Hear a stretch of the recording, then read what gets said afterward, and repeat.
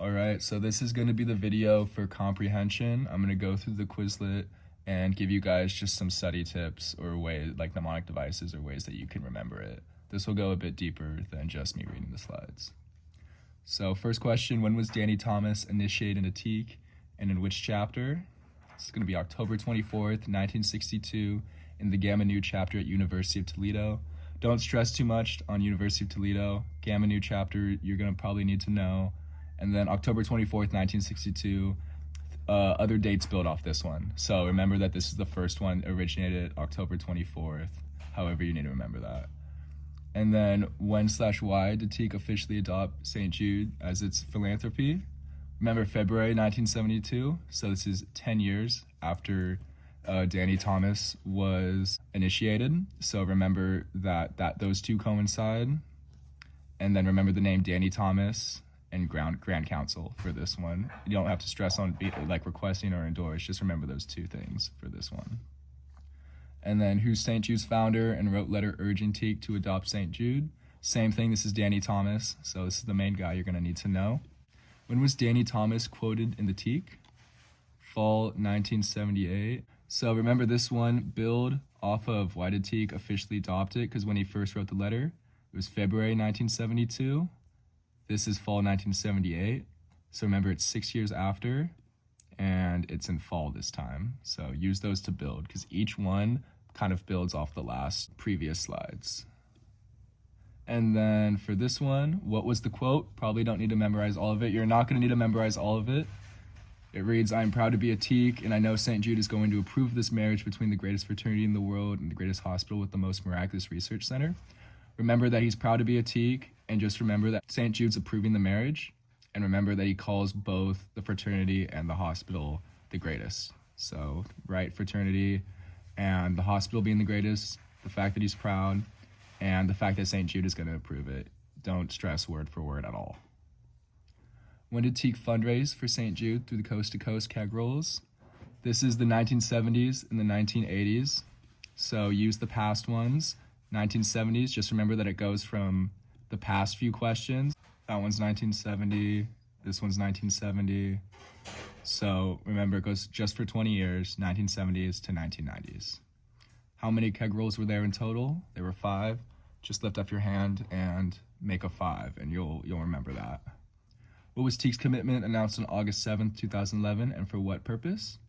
This was the very first official commitment. So 1 million in 5 years, you can use the hand again. It was the exact same amount as the keg roll. And remember, MRI suite, you don't have to stress on the naming or the St. Jude. Just remember that this very first commitment was for the MRI suite. And it's 1 million, so it's very simple. 1, and then a 5, and then MRI suite for this question. When did TEAK complete the $1 million pledge? For all of these, when did they complete it? Remember how early they did it, because it'll tell you exactly the year. So they completed this one a year early, so it'll be 2015. And try to remember the date, August 9th. What was the announcement in February 13th, 2016, and for what? This is the second commitment, and it raised the commitment to 2.6 million in 6 years. Remember, 2.6, remember it's in 6 years, so that's how you remember that. Second commitment, so the second commitment is a 2, and if you want to know the decimal, it's in 6 years, so it's a 6. And then don't stress on the spelling for what it's for. Just remember proton therapy and remember particle accelerator. But if proton therapy will be easier to memorize, just get that one down. Remember proton, particle, they sound similar. When was this $2.6 million raised? Remember, this one was 3 years early. So you subtract that from 2022, which it would have been. Subtract that, so it's 2019, April 9th. And then also, April 9th, 2019, the last one was on August 9th. So if you remember 1, remember that the first one is a 9. The second is the 9th as well. So remember those two. That'll make it easier. And what/when was Tau Kappa Epsilon's largest commitment by any men's fraternity to St. Jude Children's Hospital? This is the large one. This is the main one you're also going to need to know. This is the one that Brett talked about a ton. August 3rd, 2019, $10 million in 10 years. So remember 10, 10. And remember, 2019. So remember COVID-19. So think about COVID when you think about this this question, and then add 10. And then how will this $10 million pledge be recognized?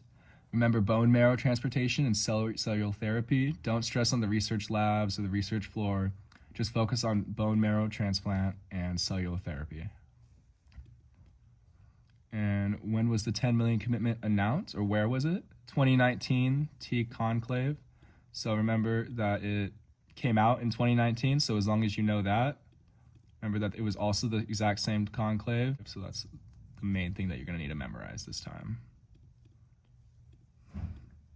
All right, and for this one also, when you think about commitment, $10 million commitment, the 10 commitment, remember commitment, conclave, they both start with C, so that's how you'll remember it if you don't have the conclave, the fact that the conclave exists already down in your head. And Danny Thomas motto, no child should die in the dawn of life.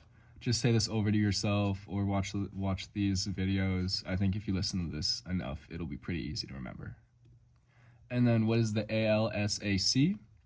The American Lebanese Syrian Associated Charities, the fundraising organization that supports St. Jude. So just remember, if you see a 5-letter abbreviation, remember that that is the fundraising organization that actually supports St. Jude's. Remember that the A and the C is for Associated Charities.